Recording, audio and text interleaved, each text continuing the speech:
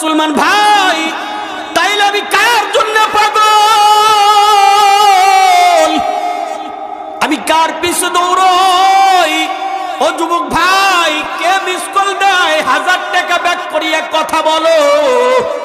ও ভাই, কার পিছনে দৌড়াইয়া তুমি নিজের মূল্যবান সময়টা নষ্ট করে ফেলে দিয়েছো? কার পিছনে দৌড়াইয়া তুমি মসজিদকে ভুলে গেলা?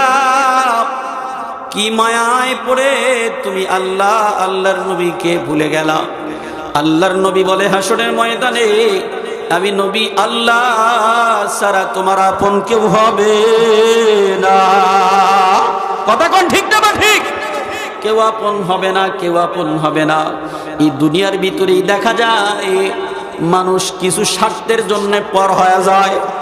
কথা কয় না? পর হয় কি হয় না? পর হয়ে যায়। এ ভাই, দুনিয়ার কেচ্চা কাহিনী না। আল্লাহর নবীর সাহাবী, আল্লাহর নবী দুনিয়ার থেকে চলে গেছে। হযরত আবু বকর সিদ্দিক ও দুনিয়ার বুক থেকে চলে গেছে।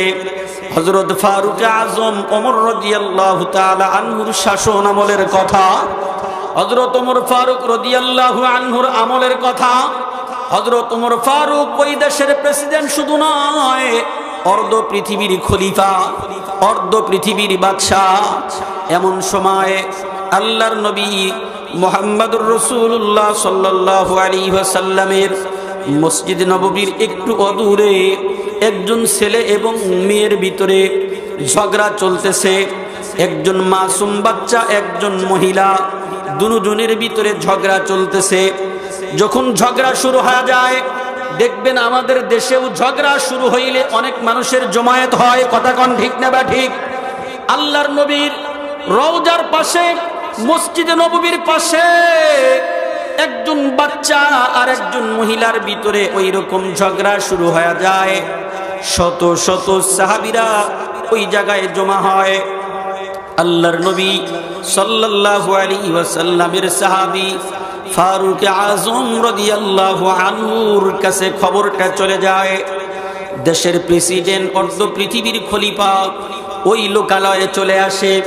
আয়েশা দেখে শত শত মানুষ দাঁড়ায় আছে। ভিড় অতিক্রম করিয়া ফারুক আজম সামনে চলে যায়। ছেলে এবং মহিলার ভিতরে ঝগড়া হয়। ওই ছেলেটা বলতেছে, মা, আমাকে মদিনায় রাইখা তুমি চলে যাইও না। ওই মহিলাটা বলতেছে, ও মদিনার লোকেরা, এই ছেলেটা কেমন যেন আমাকে মা মা বলে ডাকে। এটা সত্যই আমার ছেলে না। এই ছেলেটা আমার কাছ থেকে সরায়া নিয়ে যান, এটা আমার ছেলে না। অথচ ওই ছেলেটা বলতেছে, ও মদিনার মানুষেরা, এই মহিলাটা কিন্তু আমার মা। ঝগড়াটা কঠিন না সহজ রে বাবা? ঝগড়াটা কি আমাদের অঞ্চলে না মদিনায়? মদিনায় যে জায়গার পাশেই শুয়ে আছে মুহাম্মাদুর রাসূলুল্লাহ। এ মুসলমান বাবা, শত সাহাবায়ে কেরাম চাতক পাখির মতো তাকায়া তাকায়া এই বাচ্চা ছেলেটা এবং মহিলার কথাগুলো শুনতেছে। আল্লাহর পয়গম্বরের সাহাবী, অর্ধ পৃথিবীর খলিফা ফারুক আজম সামনে চলে গেছে। ওই ছেলেটা এবং মহিলাকে চুপ করায়া সামনে ডাকছে, কি হইছে তোমাদের মধ্যে?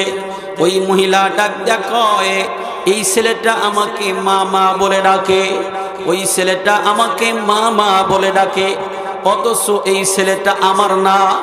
ও খলিফাতুল মুসলিমিন, আমার কাছে কিছু অলংকার দিয়াছে। এই ছেলেটা আমাকে মা ডাইকা পরিচয় দিয়া আমার কাছ থেকে আত্মসাৎ করে নিতে চায়। আপনারা মদিনার মানুষ।